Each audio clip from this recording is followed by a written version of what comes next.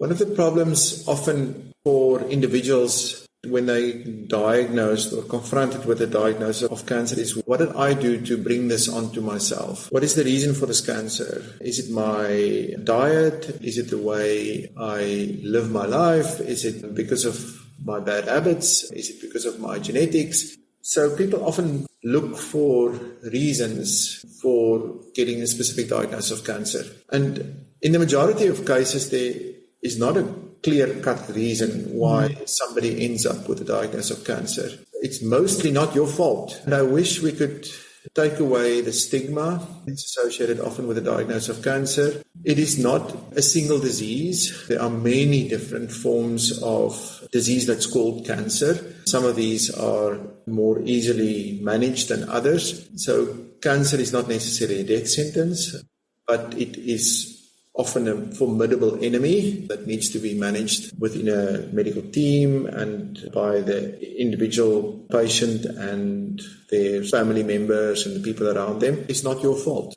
One of the things that always stays with me about cancer is philosopher Ken Wilber, who wrote about his wife's journey with breast cancer. He spoke about cancer as a medical phenomenon, which the medical diagnosis and the treatments and all the different things that have to happen from a biomedical perspective, and then cancer as a social phenomenon or as a sociological phenomenon, and that they spent about 20% of their time dealing with the medical phenomenon and 80% dealing with all the why you got cancer and what it means to have cancer and all the images it evokes for people of chemotherapy, emaciated people, vomiting, nausea, death. And that actually fighting that was much, much harder than dealing with the medical treatments and the medical phenomenon that is cancer. Yeah, I think unfortunately that's what we often see, is that managing the disease is a small part of managing the entire entity that is cancer.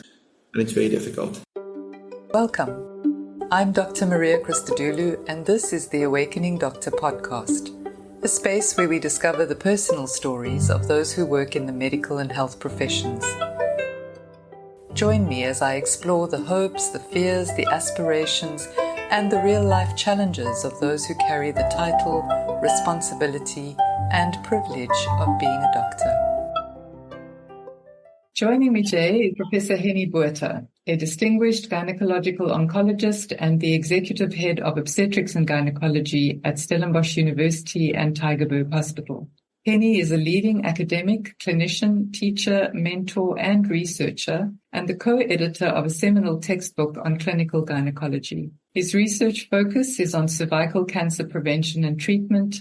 He has served on the Council of the International Gynaecological Cancer Society and is currently the International Vice Chair of the HPV Working Group for the AIDS Malignancy Consortium, a group that has done several important studies that are changing the way in which patients with HPV and HIV are treated. Welcome, Hennie. It's a privilege to have you with us today, and I'm looking forward to our conversation. Thanks, Maria. Also with us is Amy Kay, the producer and editor of Awakening Doctor. Hi, Amy. Hi, Maria. Hi, Hennie. Nice to be here. Hi, Amy. Nice to see you. So, Hennie, you tell me, where do we start to tell the story of Professor Hennie Botha? My story starts at school. I grew up in a household where academic performance was important. Both my parents were teachers. My mum went back to university when my youngest brother went to secondary school. She finished her PhD a few years later, and both my parents ended up in academia. So I grew up with this idea that I may also want to do academic medicine. So medicine was not an obvious choice. At school, I enjoyed music very much. Was always thinking that that's one option, is to do music for a career. And then when I got to matric, my parents sent me for some tests, which direction I would go at university, and medicine came out as one of the options. And without too much thinking about it, I ended up in medical school. I cannot remember that my first year was particularly exciting or interesting, but after that I got into this medical way of doing things and thinking, and I'm still here. How many years later is this now? Many years later. I think that's enough. I don't think we need to count. Where did you go to medical school?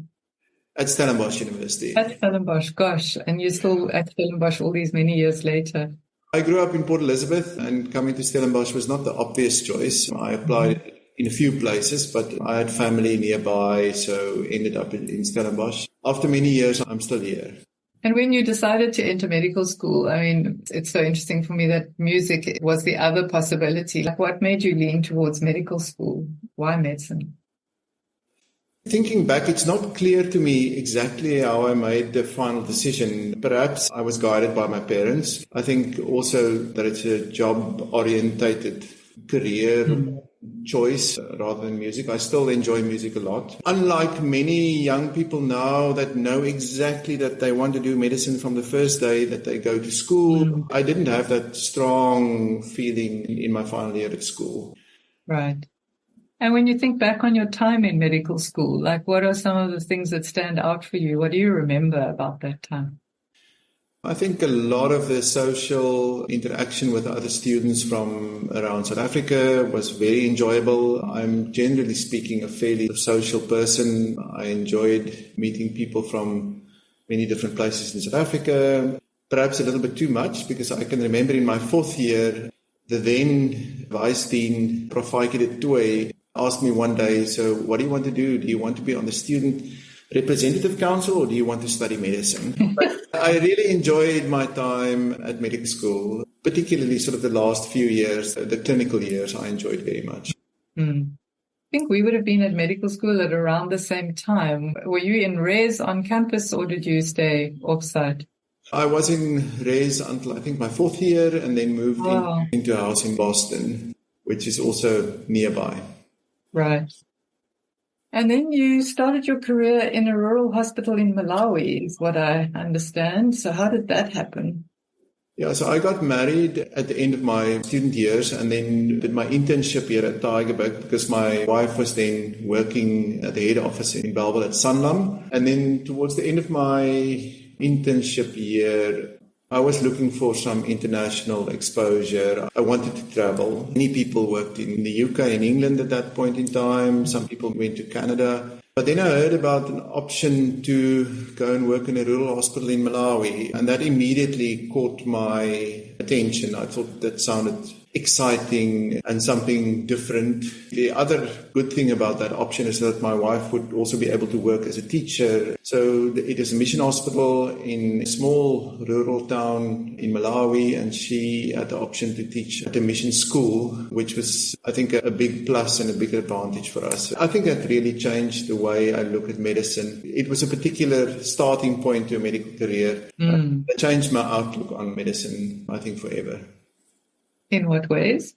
We had limited resources. I'm not talking about public hospital in South Africa limited resources. I talk about very limited resources. We reused gloves. We had a very basic operating theatre. We were 4 doctors working in the hospital, providing surgical and obstetrics and gynaecology services, right through pediatrics, adult care. Realizing that you can actually do a lot to relieve suffering with little resources was quite eye-opening. And I think that's also where I first started enjoying doing obstetrics, because with very little physical resources, you can actually make a huge difference in terms of outcomes for mothers and for their babies. Sure. And so that's kind of where the interest in oncology began, or was that later?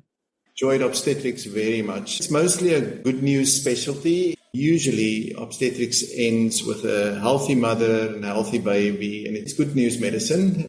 And again, you can do quite a bit in terms of improving outcomes with very little resources, just by doing proper care during pregnancy and childbirth. So I think obstetrics was definitely my first love.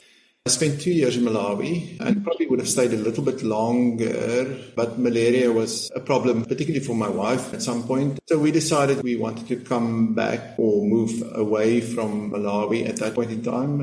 And I made contact with the Department of Obs and Gynae here at Tygerberg, but also wanted to see First World Hospital in the UK. So I had a provisional place to come back to do Obs and Gynae at Tygerberg, but was given a year to go and do medical officer work in the UK. That was also a very good experience to see the world a little bit. I think many of us in South Africa felt the need to see the world outside of South Africa. Mm-hmm.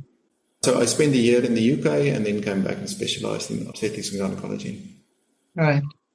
And today, looking back, when you contrast that environment of medical school and Stellenbosch University, Tygerberg Hospital, First World Hospital in South Africa at the time, and then you go to Malawi, and then you suddenly find yourself in the UK. What stands out for you about those different experiences?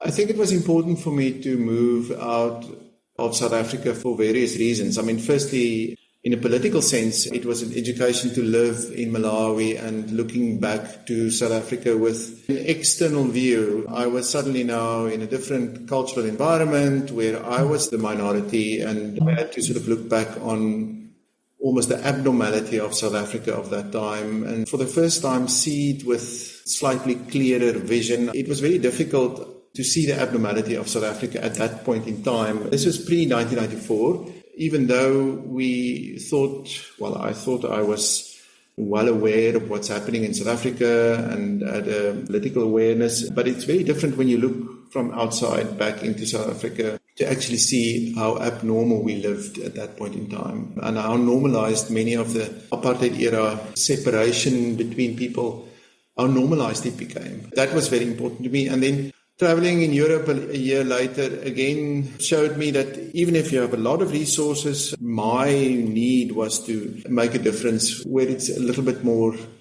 important, if you like. Because in the NHS at that point in time, I felt like a very, very small cog in a very big machine. Mm. It was important for me to come back to South Africa. So, Hennie, we've talked a little bit about how your career started, and in response to my question about where we begin to tell your story, if I say to you, who is Professor Hennie Botha, what would you say? I still think of myself as perhaps this small little boy coming from a relatively small school in a rural part of South Africa, and I haven't changed much, I think, in the way I see the world now. I think I do enjoy the fact that over a long career, I was able to experience a lot. As a very privileged academic in a well-functioning university environment, I'm thankful for all the opportunities that I had over the years. But I still somehow feel that same feeling of sometimes being inadequate and not being good enough and expected to be something and play a role that I can't really achieve. So that component is still there. Mm-hmm. But it is a privilege to also work with very talented people. I'm thinking of the undergraduate and the postgraduate students that we work with every day. I'm very thankful that I'm in an environment where there's a lot more good news, because I think the energy that you get from students are mostly positive and future focused. If you ask me, who am I? I'm molded in a way by where I am and the work that I do and the people that I work with. But I'm still that same person that I was many years ago, before I started medicine. Right. And the interest in gynaecology, or finding yourself as a gynaecologist, how did that happen? I think, again, it was not a planned process. It was not something that I knew all along. This is the way I wanted to spend my career almost. But when I was doing my registrar training, there was a potential gap in gynaecology because the consultant was leaving. And I also realized that I actually enjoy doing surgery quite a lot. So the first lab was obstetrics, and eventually when I did start doing more gynecological surgery, I realized that this is really what I want to do. This is something that I enjoy. And then there was an opportunity towards the end of my registrar time to go back to the UK to go and work in an oncology unit, because I already knew then that probably that's where I would like to go. So I spent another 18 months in the UK in a cancer center where I learned a lot about multidisciplinary management of patients, about surgical techniques, about how to communicate with patients about oncology, and that really cemented my future career. It was not a formal fellowship, but at that point in time, formal subspecialty fellowships have not been established in South Africa. But that was my fellowship time. Right. And now looking back, the decision to enter into gynaecology?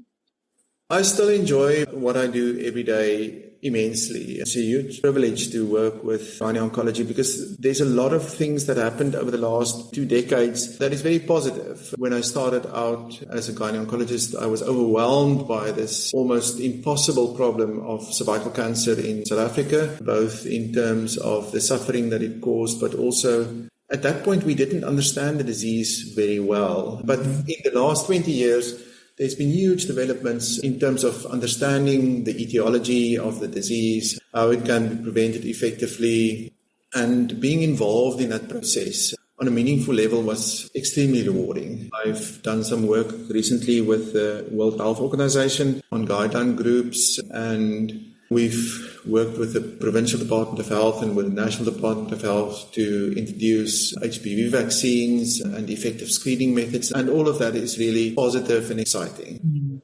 And working on an individual patient level, I do like sometimes the continuity of oncology as compared now to obstetrics, which is often a fairly short-term relationship. The longer-term relationship with somebody, sometimes over years, is very rewarding. But it's not all easy, Maria, you know this. And oncology is sometimes difficult, and specifically when you're up against an enemy, cancer is the enemy here, it's not always playing fair, then it has its difficult moments. Are there any particularly difficult ones that stand out for you?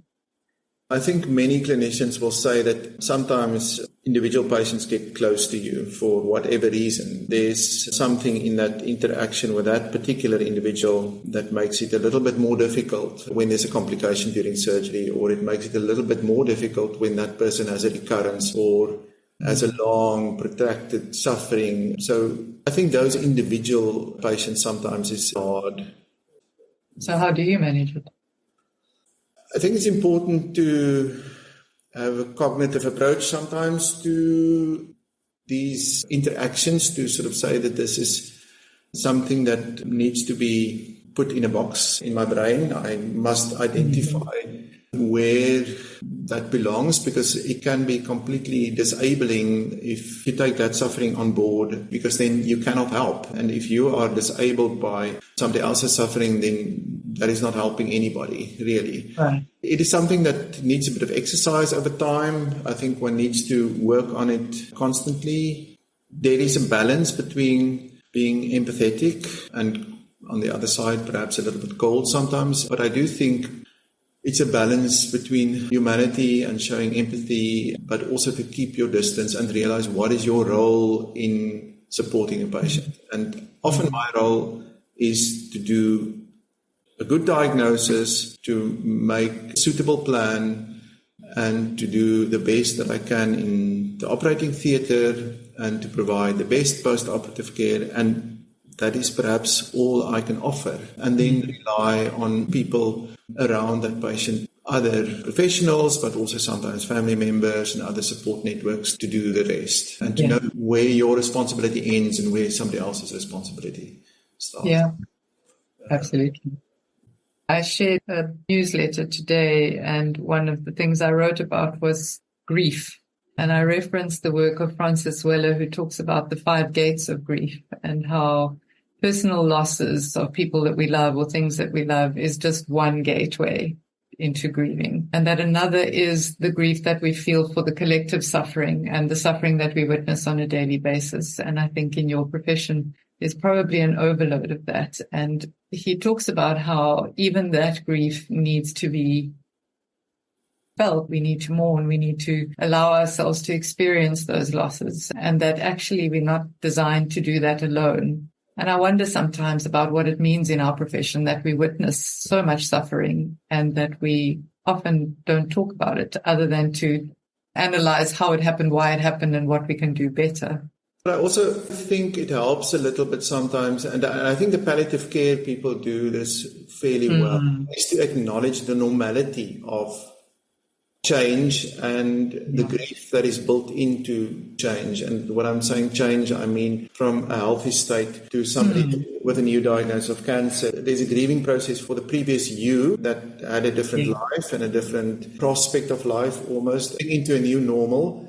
And actually see that as a normal process. And it helps a little bit to say that It happens to all of us. I know it's still necessary to engage with that and to work with it while it's there. And often as doctors, we're not very good at that because we are expected to cope and to continue. I mean, if you have a room full of people waiting for their consultations and they're all anxious about whether cancer has come back or maybe a new diagnosis, you expect your doctor to immediately to be on your page when you enter the room, while I'm still perhaps busy dealing with what I've just, with the previous patient, experienced and my own collective grief.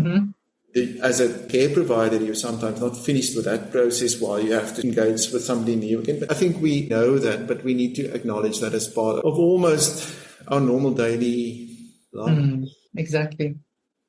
But I think, Maria, in that sense, when you invited me to do this podcast, you asked a little bit about who am I and so on. I thought I've already mentioned music and I've already mentioned medicine, but the other thing that is important to me is mountains. And that's maybe a little bit more of a philosophical mountain than just a physical mountain. It's that thing we need in our profession where you can get away from your work for a little bit. So I enjoy hiking in the mountains, or over weekends just going for a run or a hike in the mountains. And to me, that is equally important. Plan for those times that you will not be engaging with all of these other thoughts.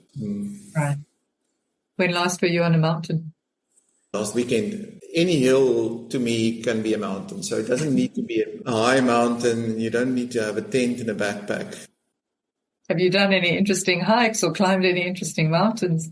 My last exciting mountain trip was, I don't know if you're familiar with the Rim of Africa. It's a multi-week hike that starts in the northern Cederberg and then goes all the way to Mossel Bay. So you can hike for 9 weeks if you want, but you can also do week sections, completely off-grid. You carry everything with you, typically fairly small groups, maximum about 12 people. They do it once a year. And over the last 4 years, I've completed all 9 sections of that hike. Wow.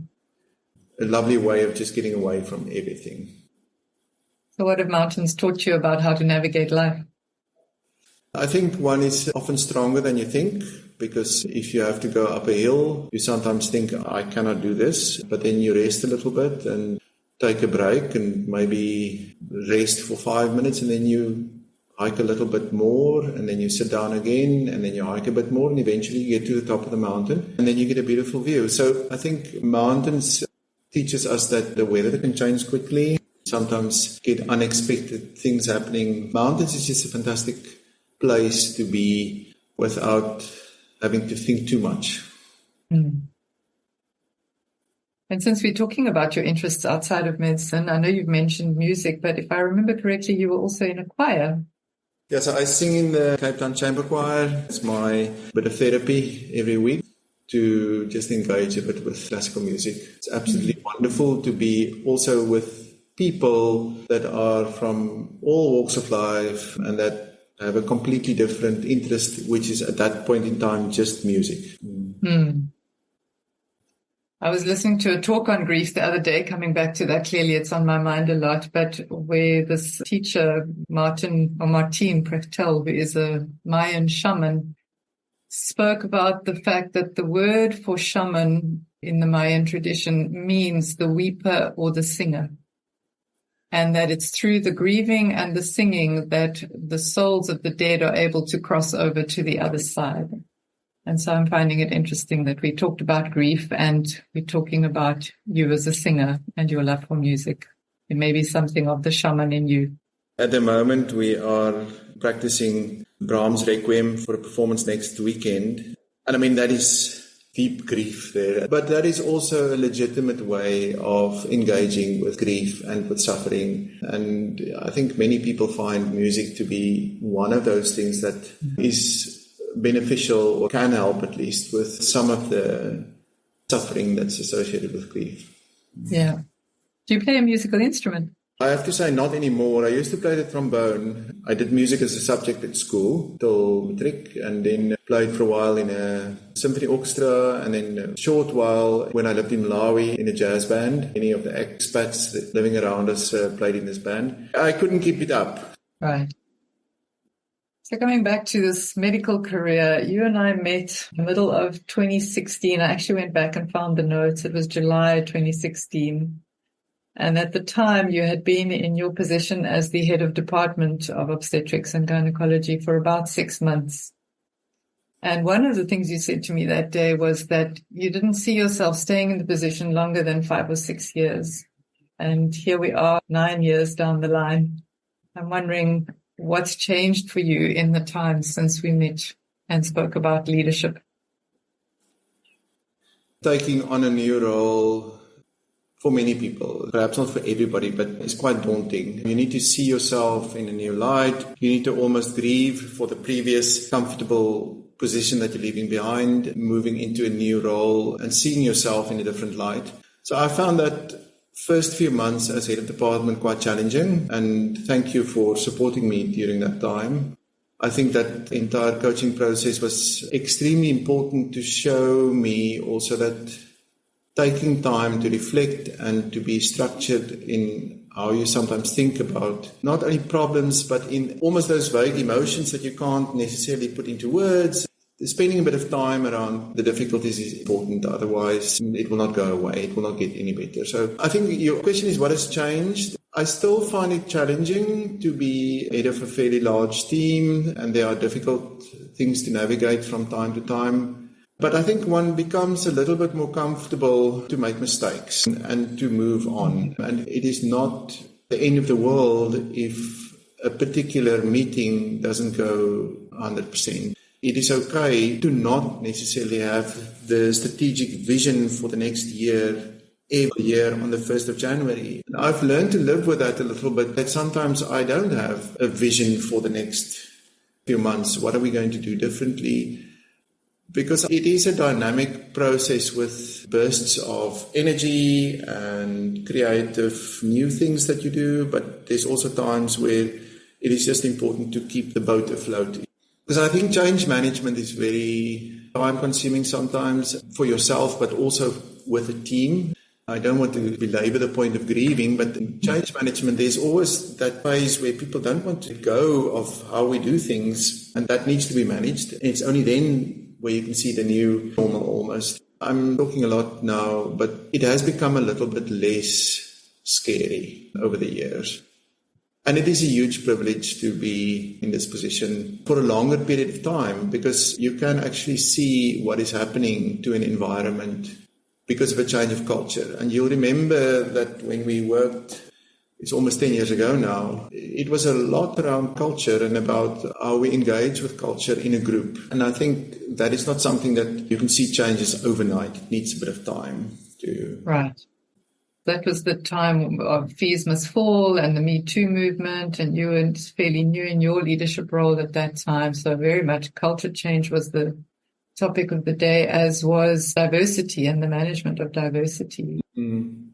You thanked me for supporting you in that time, and I actually have a note in the summary I made of that first conversation. You were the first executive head of department that I got to meet with. The dean had asked me to meet with each of you and have a conversation about challenges and opportunities and explore what the commitment was to the transformation agenda. And I came out of our meeting so inspired and so energized and so excited, because not only were you quite human and vulnerable in your conversation about leadership challenges, but you were also open to the idea of change and beginning to engage already at a very early stage in your role as head of department with the questions of what this would mean for the department going forward and what a different kind of leadership would look like. And later, I made a note after the Fees Must Fall thing happened, there was that one engagement with the students on the campus. And I remember you came back from that meeting and you said that was the most profound meeting on this campus and that it was the birthplace of something new. Mm. Do you remember that meeting? Yeah, I remember it very well, and I can remember the faculty leaders that were involved in that particular meeting, and they handled it, I think, in a very sympathetic, professional and forward-looking way. How difficult it was for the students to actually to protest in that way, because I think they could see the anxiety and almost the fear of the students in what was happening. And And I think it could have easily gone the other way, where the faculty leadership decided that these students are a nuisance, they are putting our business at risk almost. But I think in engaging almost with the emotions of the students, we managed to get to a much, much better place. But it took a lot of hard work, and it took a lot of time to listen and to be open for change. I thought that time was a very difficult time, I think in many places in South Africa, but specifically on Stellenbosch campus, because we had to get serious about changing our physical environment and our cultural environment to be just a little bit more accommodating for people from all walks of life, from all backgrounds. And for you as a white Afrikaans man, what did that mean? We all have to deal with our perceived identity of how you see yourself within a political environment. And I find it sometimes very problematic that I speak with an Afrikaans accent and that I'm white and that I'm male, and I studied at Stellenbosch University. So I think we all have that very racialized identity almost in South Africa. And I think that's part of where we come from in South Africa. And I suppose many other places in the world have similar issues. But I wish that we can move forward acknowledging those differences for what it means to allow people to develop their full potential. We cannot just say we are all equal. I don't see race, I don't see gender, because it's just not the way to get to a point of inclusion and diversity and equity. I know these are loaded words. We cannot just sort of say, I don't see who you are, because that will not tell us about your struggles to get here, about the expectations of the people around you, about how you will engage with this particular environment, what messages you'll see in pictures on the wall. In talking about transformation, I always find it very difficult because we often see it as a target. So we need to achieve something and one day we'll get there. But I don't think that is ever going to happen. It will always be a journey towards allowing people a space to be who they want to be. But in a way, I think a university must be a transformative space where students come in from one worldview and potentially go out with a very different worldview, whether that's a professional identity that they get, but also I think a political identity. Part of our job, I think, at a university is to develop that change and to facilitate that change, but also not to be prescriptive and say this is the answer that everybody must aspire to. We don't have a single mold that everybody should follow. I know I'm not making it easy to understand, but I think transformation is a journey. It's not a destination. Right. I was speaking with one of our former guests about how he'd entered medical school thinking that medicine was apolitical. And the journey of waking up to just how political it is and how all the things that are happening all over the world globally have an impact on what's going to walk through your door as a clinician. And that there's this paradox of how medical school keeps you so busy that you often don't have time to be politically engaged or to be aware of some of the stuff that's going on. And yet it's so critical to the work that we do. Exactly. And I think we're trying to get a little of that into the curriculum, specifically for the medical students, to say that we cannot only think about disease and about therapy. We need to think about health systems, about your engagement of self within a system, and see the bigger political playing field almost of where we function as professionals. I think you're not doing a proper job as a medical professional if you don't allow yourself to see the politics around your individual patient. Yeah. You said earlier that it was sometimes problematic for you to be a white Afrikaans male and speak with an Afrikaans accent and be a Stellenbosch University graduate. What is it that you think people don't see about you when they focus on those things? I think I would hope that people see that there's a potential for me and for many other people that maybe look the same as me, that we can change, that I can change, and that I might not be what they expect or what they might presume almost. And hopefully, if we can do that a little bit more, we can look at somebody and I think automatically in South Africa, we get a picture of somebody, but allow yourself to be surprised. Allow yourself to also not be necessarily surprised on the first meeting, but over a period of time to engage with that person, and also sometimes make a bit of an effort to engage with that person to make the change that you also want to see in them. Yeah. What are some of the things you consider to be highlights in your career?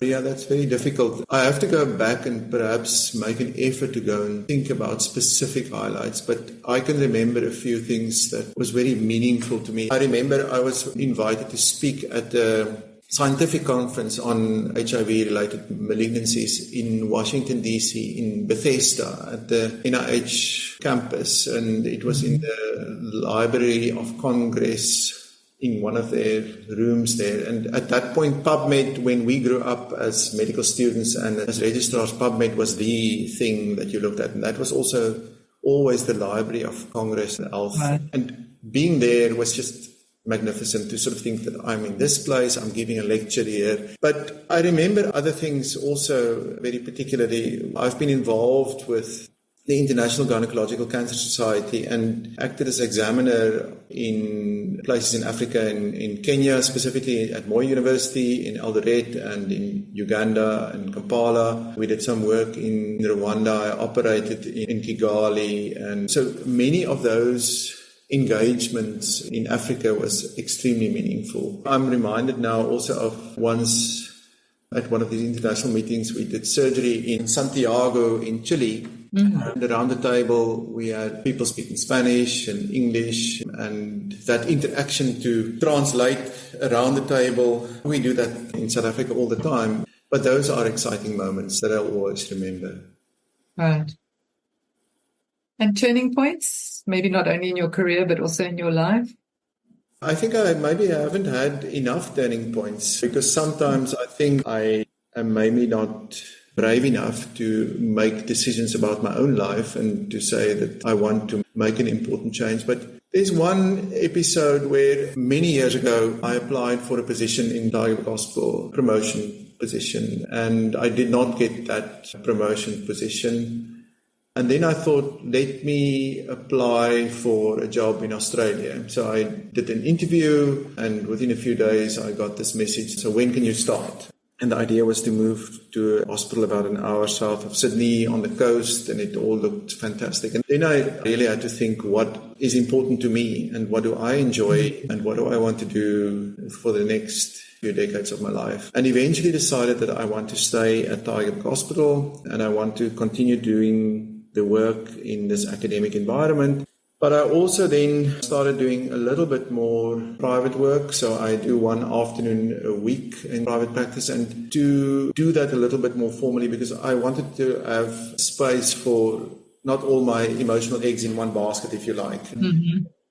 And to show myself that I can do something more than just being a doctor at Tygerberg Hospital. How is it different to working in Tygerberg? I think you have different frustrations in private practice and in Tygerberg Hospital, but it is important, I think, in South Africa to understand that despite the fact that we think that we've got a private sector and a public sector healthcare service, these two worlds are definitely not separate from each other. And in many ways, we need each other to function properly. And especially if you come from an academic environment, you realize that we need to help patients within the state sector and in the private sector, especially if we think about highly specialized tertiary or even quaternary services. We need to do our academic duty both in the public sector and the private sector.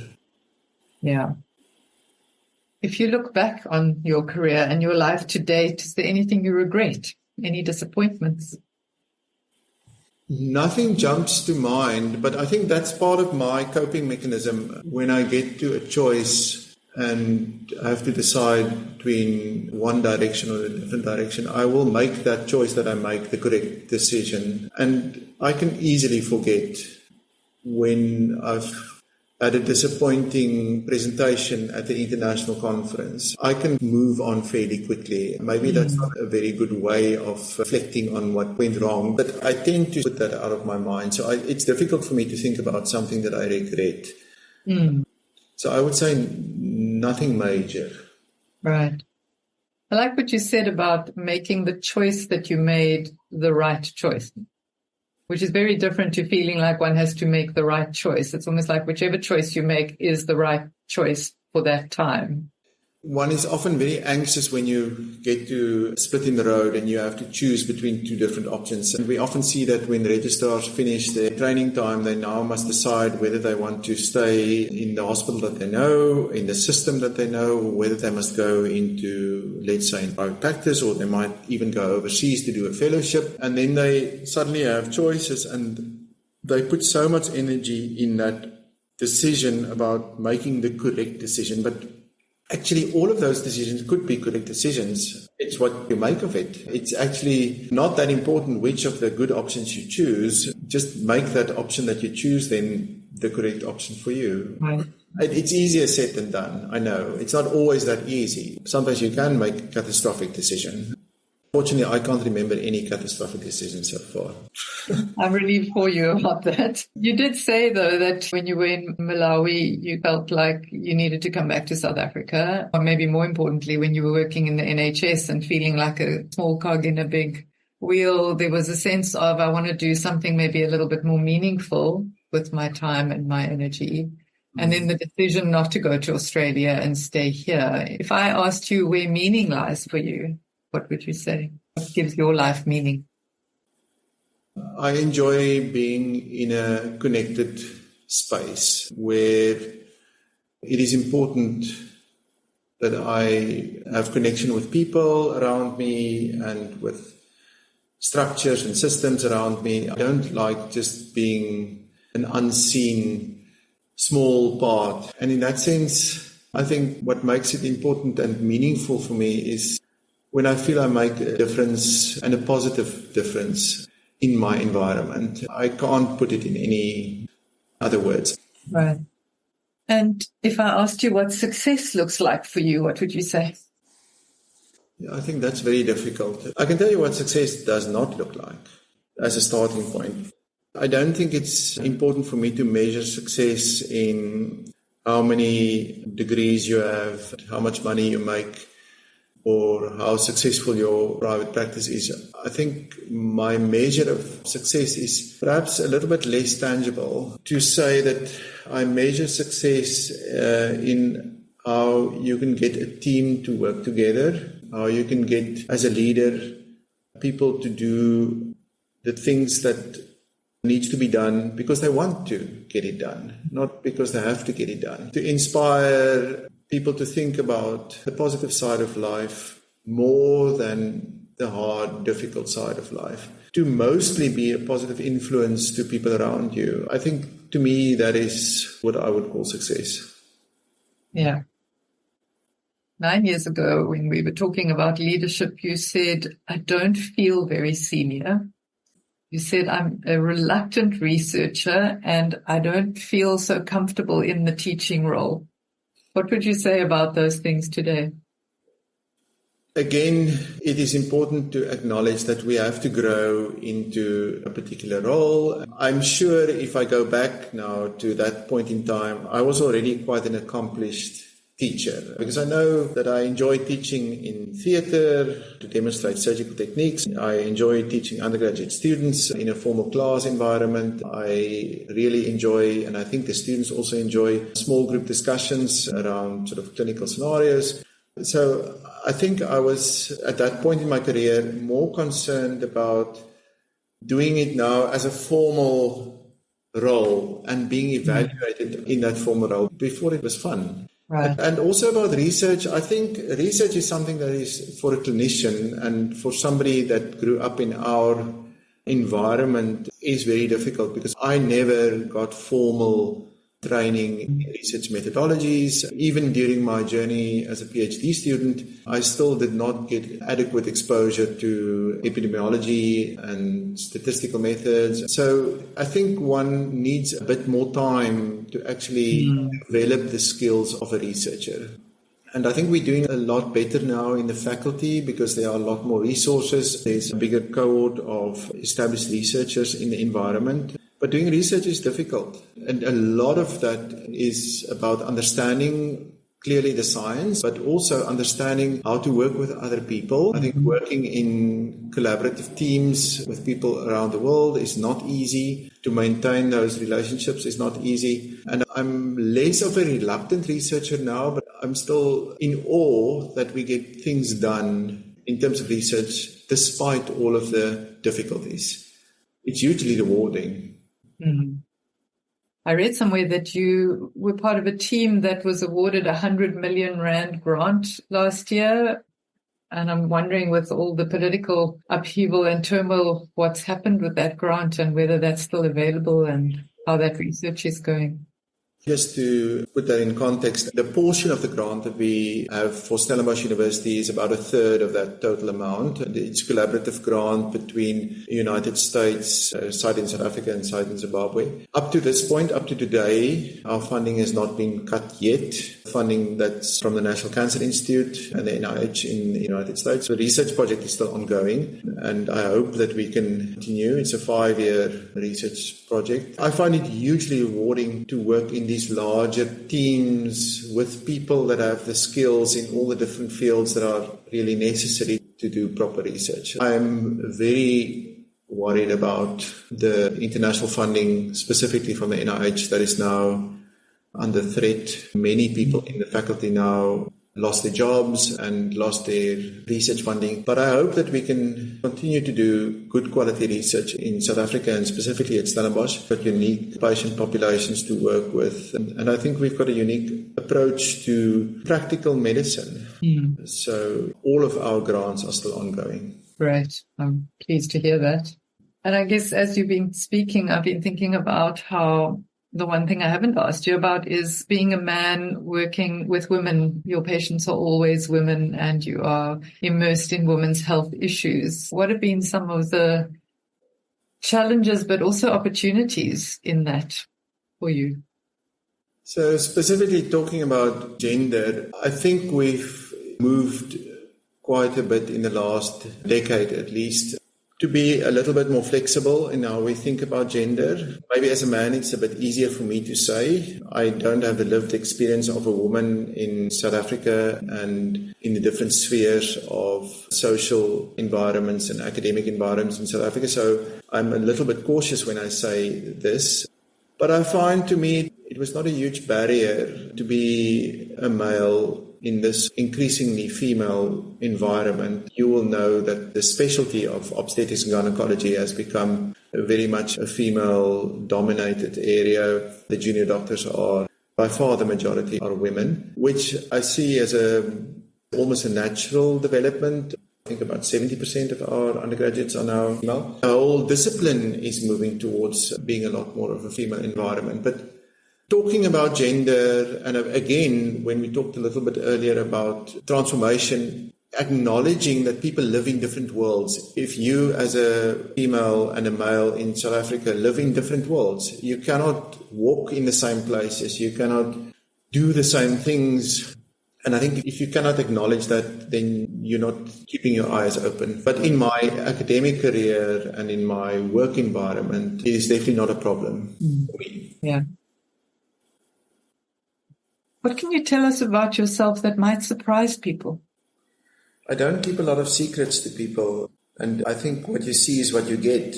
One thing that I've experienced over the last few years now is that perhaps because of the forced socialization that I have to do at work, it has become less enjoyable for me to necessarily socialize in my free time. It is not important for me to meet up with friends every weekend and to go to birthday parties. It is not as important as it used to be, not as enjoyable as it used to be. You spoke earlier about discovering that you not only enjoyed obstetrics very much, but you also liked surgery. I'm always fascinated by people who love surgery because I found it so scary.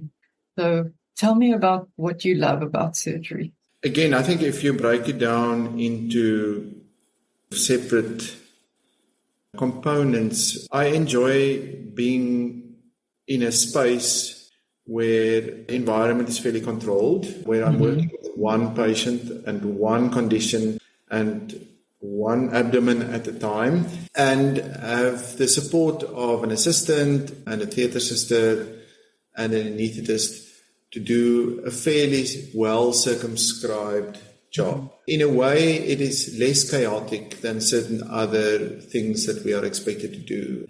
If I compare that with many people are in labor, there are lots of decisions to make in a short space of time, lots of moving parts. Surgery is very well controlled. Even it's very difficult surgery because you can do one step at a time. And what I enjoy very much is if I feel comfortable with the procedure that I'm doing, when it is under control, when there's no acute bleeding or injury to bowel or bladder, then surgery can actually be fun because you can have quick return on investment. Somebody can have a huge tumor weighing a few kilograms, and within an hour, that problem is solved. It is a very rewarding intervention. It doesn't take months of therapy before somebody is better. Right. And also, I think it is very rewarding to know that you've got a particular set of skills that is unique and that it's a bit like being an athlete or a good swimmer. It's something you do well, and that in itself is enjoyable. Right. And that's in the ideal situation when it's all controlled and it all goes beautifully. What about times when there is a bowel perforation or a tear of a urethra or an artery? Maria, that's sometimes the most difficult space in medicine to navigate when you, as an individual clinician, has made things worse for a particular patient. So we intend to do good. On the balance of things, we think that if we plan an operation, this person will be better off afterwards. But sometimes things go wrong, or the disease is of a far more serious nature, and you end up with a surgical complication. That is sometimes very difficult to manage. As an individual clinician, you feel personally responsible for doing harm. I find it sometimes the most difficult things for people in training to manage, but also for myself. If you have somebody in ICU with a complicated post-operative course, it changes your entire life for that period of time because you can think of hardly anything else. But again, it's important to realize that that's part of the environment that we function in, is expected that these things will happen. And again, it's important to normalize it, but then also to have support structures. And I think many surgeons will tell you that being alone is extremely difficult, but the moment you have a good partner, a colleague that is on this journey with you, that already helps a tremendous amount. Maybe just to add to that, I've had the privilege of working with such colleagues at Tygerberg, but also in private practice, people that I can trust implicitly. I think their judgment is as good as or better than mine. They can look after patients extremely well, and that makes it bearable and that makes it a lot easier if you have colleagues that support you. Have you lost a patient due to a medical error that was your doing? I think the word medical error is difficult to acknowledge because I think it implies intention. Maybe it does not imply intention, but I've certainly lost patients after complications at surgery that was not intentional, and it is devastating. It is extremely difficult. It is important to talk about it. It's important to be honest about it, to reflect on what happened, to try and do better next time. But I don't think there's any surgeon out there that has never had a complication that was avoidable, that did not have a bad outcome or even lost the patient.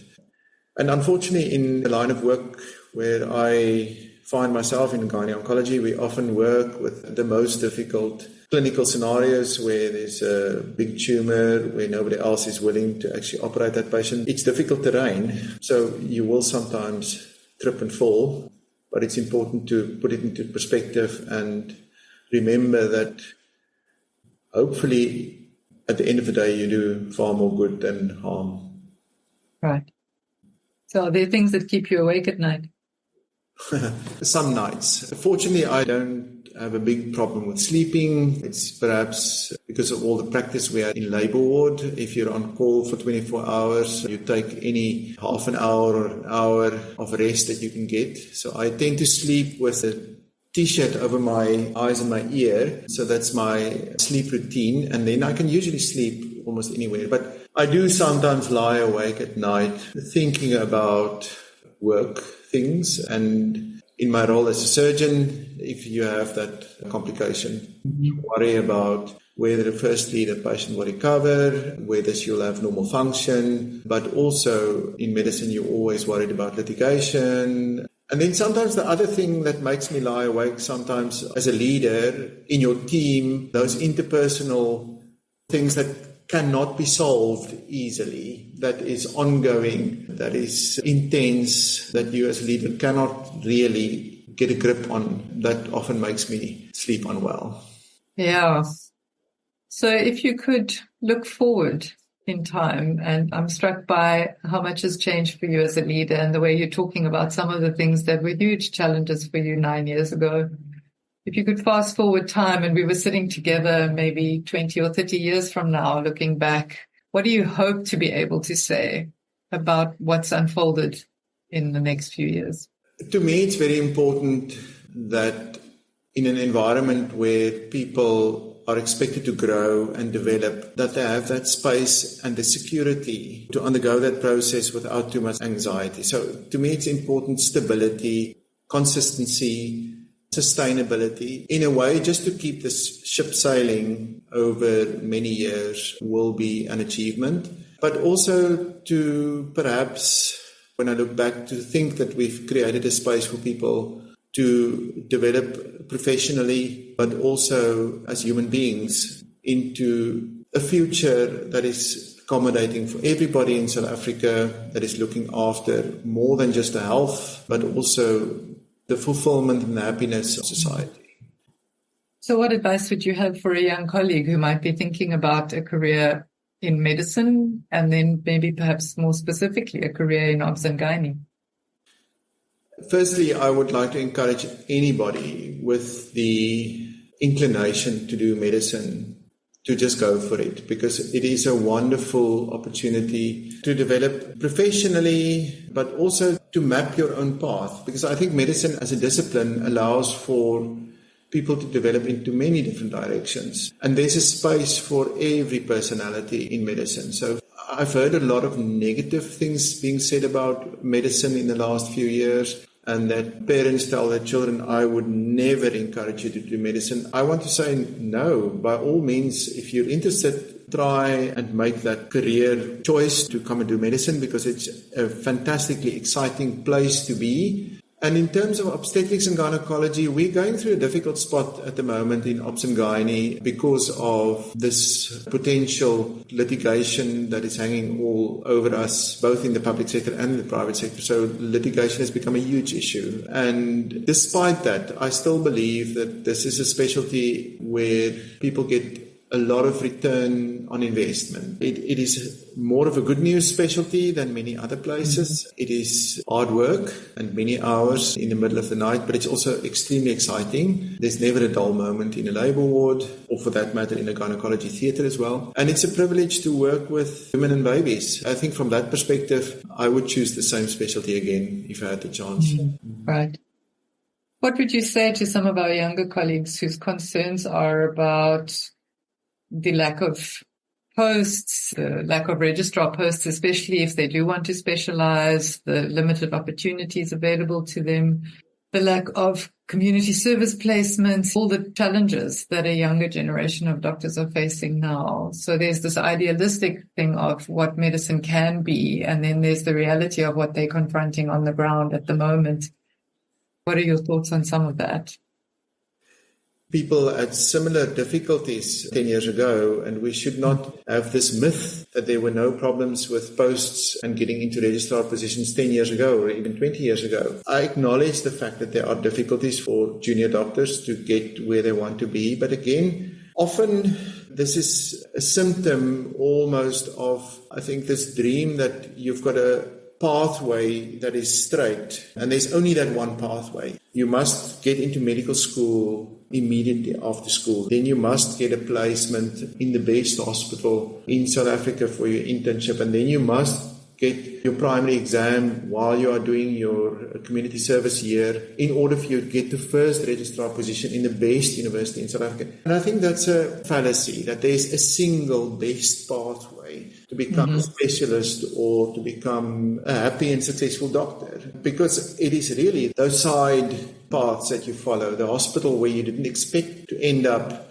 where you get the most fulfilling experiences in your life. And again, those choices that you think were perhaps not the best choices turn out to be, in retrospect, perhaps the most useful in your career. And I want people to take a deep breath, to stay calm and know that there will be a job. If you have an MBCHB degree in this country, there will be a job somewhere. It may not be exactly where you wanted it or how exactly you planned for it, but there's plenty of work for doctors, perhaps not in the cities where people want to live, but I do believe there's still a fantastic career pathway for people in medicine. I hope I'm not sounding a bit idealistic and minimizing the problems in South Africa, but people are creative. They will make a plan. And junior doctors will sometimes think that because this thing is not working out, I've got no future. But if they just allow themselves to be open to a few more possibilities, they might find that the sky is the limit, really. Right. And I hear you. There's a part of me that goes, okay, so challenging that idea of the linear path, I think, is an important one. You know, I've always been an advocate for that. It's like that, actually trusting what's unfolding and what's emerging and being led by that rather than I must climb this ladder. And I remember us even having a conversation about how you had no interest in going further up this academic ladder in terms of a deanship or a more senior position than being a head of department. And making a decision about where you want to place yourself in the hierarchy, I think, is really important. And then there is also the reality that they are being challenged by all these circumstantial things that are going on politically and otherwise at the moment. And I guess we're challenging the assumption that it's someone else's responsibility to make sure you have a job, and it's someone else's responsibility to make available those opportunities if you choose a particular career path. And medicine has certainly been in a very privileged position for a very long time. Maybe we're having to face the reality that that's not going to be the case always. And that's true for many places in the world. Speak to anybody working in the NHS at the moment in the UK. If we're honest, I think we've been in a very protected environment in South Africa for a long time. And perhaps what we're going into now is a slightly less secure working environment, especially for junior doctors. And we need to, as universities, think about, is it realistic to train a large group of undergraduates if they don't have internship posts? Right. We need to do that planning as well. Yeah, absolutely. Because it's one thing to get creative once you've qualified, but it's quite another if you need to complete an internship and community service to graduate or to be qualified and register, and you don't have opportunity to do that. I acknowledge that. I found myself wanting to ask you if you remember the first baby you delivered. I can't remember the exact details of a baby that I delivered, but I've got this picture in my mind of being a third-year medical student in one of the midwife obstetric clinics, probably in Bishop Lavis or Elsie's Rivier, in the middle of the night with dogs barking outside and the most incredible excitement in what is happening here. I remember my first exposure to delivering a baby in my third year as an extremely positive time in my life. But I think that first year of clinical exposure in hospitals, whether it's your third or your fourth year as a medical student, is really life-changing. And some of the most profound experiences actually happen in that time in your medical career. But that's what I remember when I think about my first baby. Yeah. Interesting. My story is a completely different one. And I remember those nights at Bishop Lavis and Elsie's Rivier Clinic and the dogs barking for sure. But my first witnessing of a birth was at Tygerberg, and it was a high-risk pregnancy in that it was a young girl of 16 And she was really not ready for this whole process. And she screamed and shouted and performed throughout the procedure. And the sisters were shouting at her and they were making really crude comments. And then it ended up being a vacuum extraction. And I remember like going back into the changing rooms and sitting on the bench and going, what did I just like, what was this about? And the line I wrote in my journal that night was, where is this miracle that I was told I was going to witness? Because it was just traumatic and horrifying. I think that speaks a little bit to where we also train our medical students. Maybe it is not appropriate to train medical students mostly in academic hospitals, in tertiary level facilities, because we don't see normality. Absolutely. It definitely took away from the experience for you. It did. And I went on to do 6 months in obstetrics and gynecology in my internship. And I remember when I finally left the hospital practice a few years later and I started working in private practice and kind of like going, oh, millions of women have healthy babies every day. Pregnancies are healthy. Like this also happens because you get such a skewed perspective in a tertiary hospital of the situation. Hennie, is there anything I haven't asked you that you want to share? I want to reflect on the fact that I feel very privileged to be where I am in my career, but also in my life. I've had the chance to experience wonderful things around the world practicing medicine and being able to get to know people within a society in a very special way through my job and through doing what I do for a living. I recently spent 2 weeks on St. Helena Island in the middle of the Atlantic working with a team at the hospital there, and managed to engage with the local community in a way that is impossible when you're just a tourist and when you just walk past a place or a space. And I think that's one of the things that medicine gives us, is that you can connect with people on a very deep level, perhaps around sometimes difficult disease or difficult conditions that they need to manage. But it is a privilege to be let into that space and getting to know people, getting to know societies a little bit better through medicine and through the work that we do.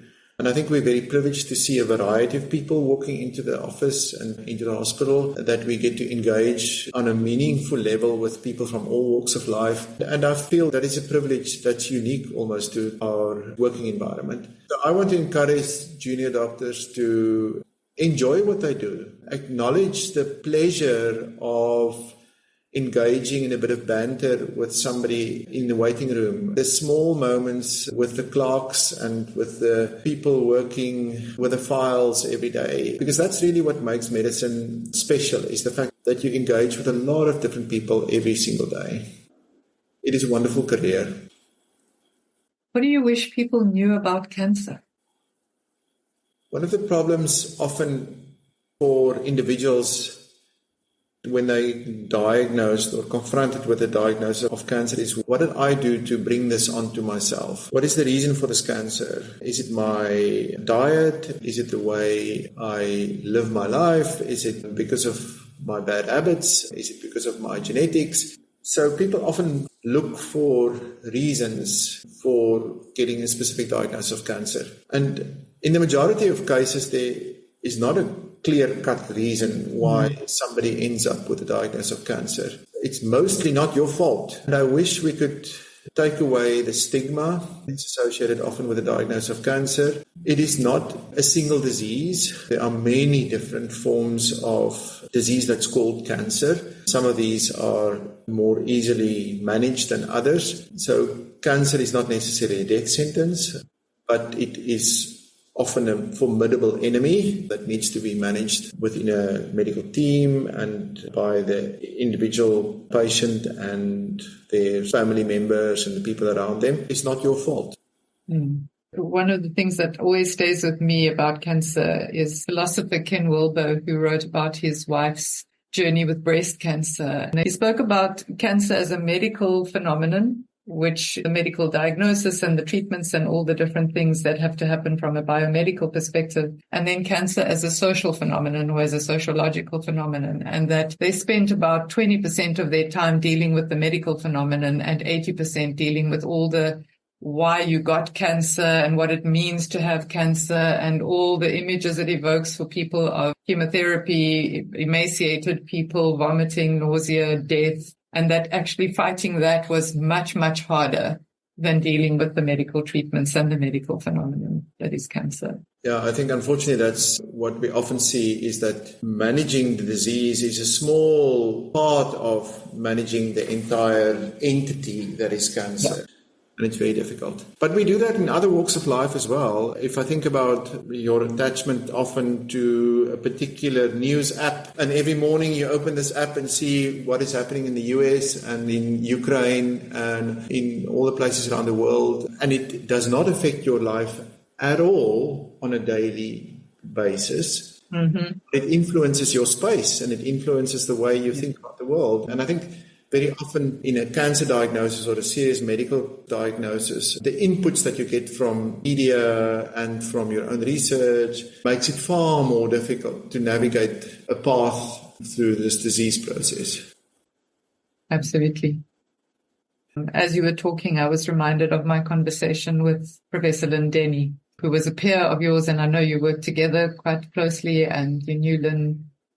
And she, in the interview we had, spoke quite openly about some of the really challenging aspects of living with cancer and managing cancer, and also dealing with the medical team and the medical people that were on board. Is there anything you want to say about that? Any thoughts that you have? I think it's sometimes very difficult to have a medical professionals working in the field of cancer, being diagnosed and going through a journey with cancer, because you somehow expect a more profound outcome or journey, something different. But in the end, we are all human, and I think our suffering is very similar, whether you are the professor in gynaecology or whether you are somebody who's a clerk for the municipality. You struggle in the same way with the nausea and the vomiting, with the doctor that didn't call you back with the results as promised. The journey is not that different. What you do with it, I suppose, in your professional life depends on how open you want to be about your own suffering. Lynn, I think, was very careful not to necessarily show to her professional colleagues the depth of her own suffering, because she went through hell many times and often, not only with the cancer, but with all the other health issues. And she was not very open. She came across as somebody that wanted to be in charge and wanted to be seen as continuing, despite all of this, to function. Amy, is there anything you'd like to ask?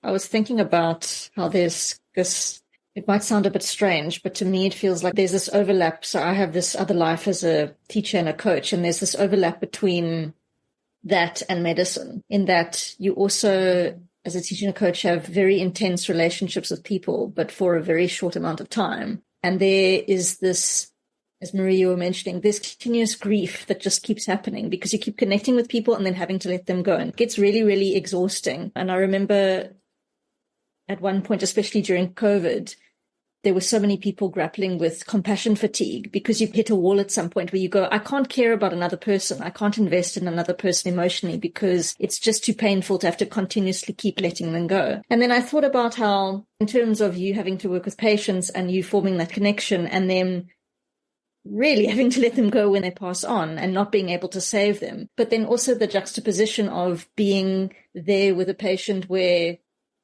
you get to witness their birth, which is amazing. Just those extreme moments of life and death. What a remarkable career to have, where you're at the beginning of somebody's life and at the end of somebody's life. And the emotional roller coaster it must be. But what I found was really profound was when you mentioned how, but if you get overwhelmed by that grief, or you get overwhelmed by anything that you experience with a patient, you can't be of service to them. You can't really help them if you are stuck in the emotion. So that's why you have to compartmentalize to still be of service. And I just wanted to say that that makes complete sense to me. And I really, really appreciate that. And that's what I'm going to take away from this conversation for my own life. And to help me be more of service to people is to recognize that, yes, it might be emotional, but it's okay to not get that emotionally involved, because I think I often have a lot of guilt with that, because sometimes I feel like, oh, but maybe I should be caring more. Why am I not caring? Why am I not having a deeper relationship with this person? Should I? And it's actually that boundary is really important to be able to deal with the next person, because ultimately there will be however many more people waiting in the wings that will need your help and need your service. So I just wanted to acknowledge you saying that, because that's really affected me, and I'm sure will help a lot of other people hearing this conversation too. So thank you. Thank you. I think it's difficult. As you say, as a coach, you have similar relationships with people for a short period of time, and then you quickly have to move on to maybe your next client or maybe just to your own life. And there's not enough time to really work through that grief. But sometimes we don't have that luxury. But if we don't manage that properly, we can't be of service. I remember, Maria, very often after our conversations that I felt relieved. I did not necessarily give my monkey to you and made my problem your problem. Right. But just in the sharing and in the talking about it, it made it more possible for me to carry that burden almost. Right. I remember you being a bit suspicious about what the coaching was going to be about and what we might do together. And I think I shared with you at the time that I'd had a conversation with a colleague in family medicine who, when he was first told that he should meet with me, was worried that the sentence he used was, "Ek was bekommerd jy gaan met my kop smokkel." And surgeons, we're always worried about that. And you did smokkel with my kop.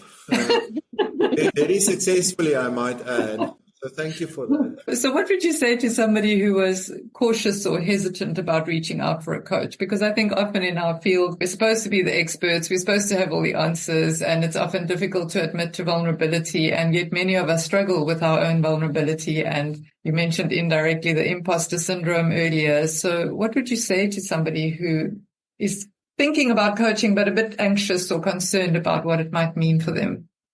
I think firstly, to say that speaking to a coach is not admitting defeat or that there's something wrong with you. It's not necessarily even a cry for help. It is more of a let's exercise together type of scenario where we work through challenging thoughts and situations together with a training partner that will help you to manage, mostly by your own insights at the end of the day, to manage your own daily challenges. I found coaching to be extremely supportive, but in a collaborative way.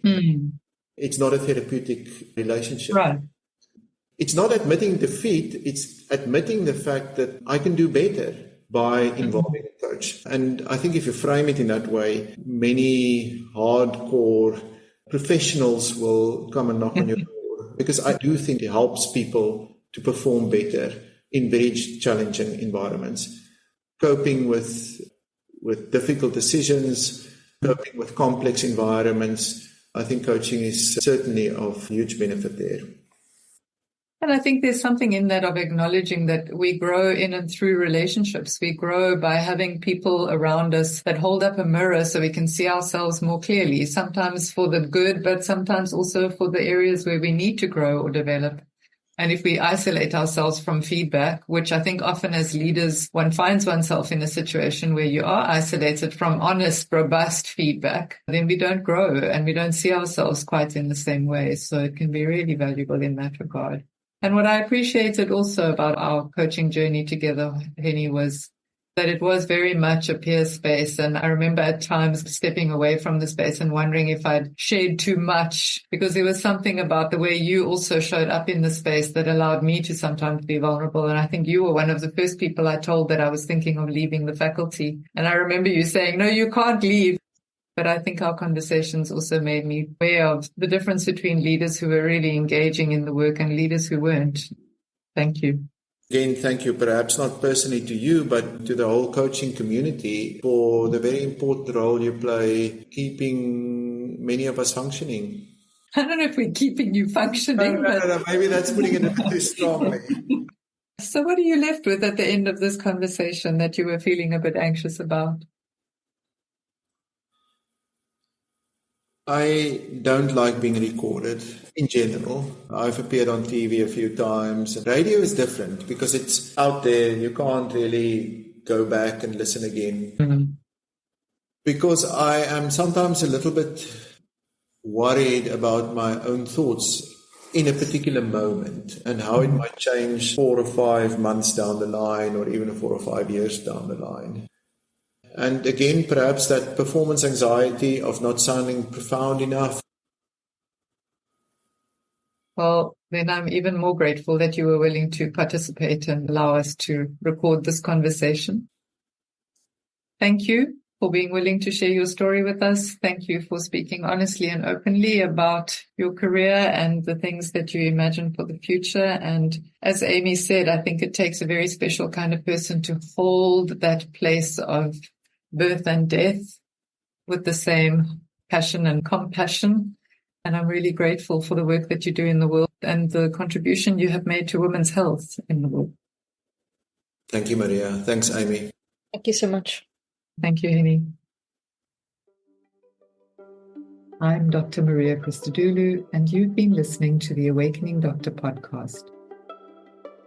If you enjoyed this conversation, please share it with your friends, follow Awakening Doctor on Instagram, Facebook, or Spotify, and go to Apple Podcasts to subscribe, rate, and leave us a good review. Thank you for listening.